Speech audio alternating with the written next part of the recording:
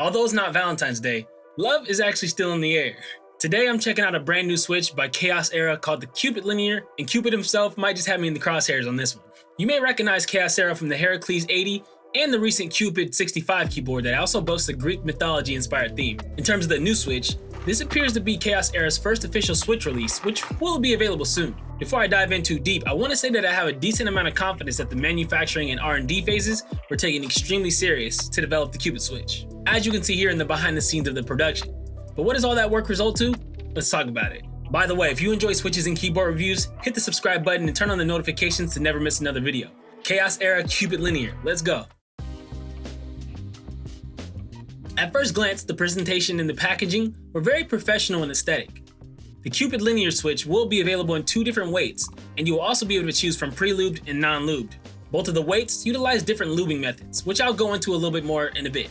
In this switch, which is specifically the 55-gram version, ChaosEra's has gone through a number of trials to ensure the maximum amount of smoothness, while also using as little lube as possible, opting for a dry film approach to the stems instead of an oil-based lube that could interfere with the precision gap control designed into the molds. That dry film method looks similar to something I've seen recently in the latte switches by Owlstabs, a switch that I look forward to comparing directly to the Cupid soon enough.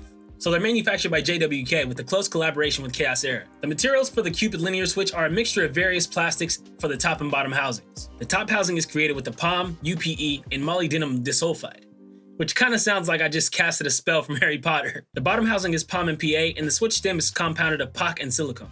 There appears to be a lot of data and testing that led to this choice of material, but it pays off in a very satisfying switch sound and feel. If you couldn't tell by now, the colors on the Cupid Linear feature a pale pink and a magenta bottom housing and stem. This has to be one of the prettiest new switches to hit the scene in a while.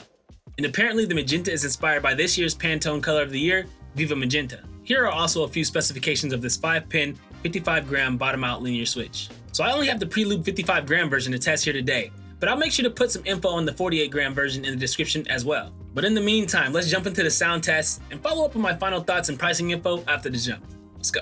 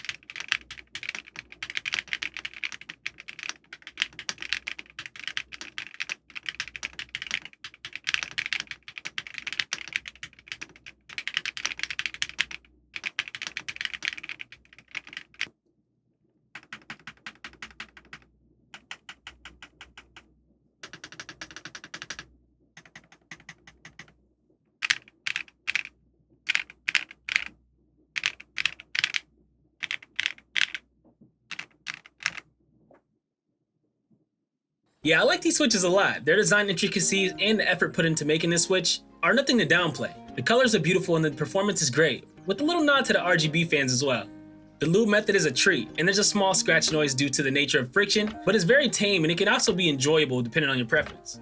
The sound profile is on the lower pitch side, and I love how unique it sounds from like other switches. I personally would love to see how these switches sound in more builds, and I plan to do some further testing of the Cupid Linear. In my personal opinion, the pairing with the QK75N just isn't a match made in heaven, pun intended. But I do see the potential in the Cupid itself, and I will certainly not write them off.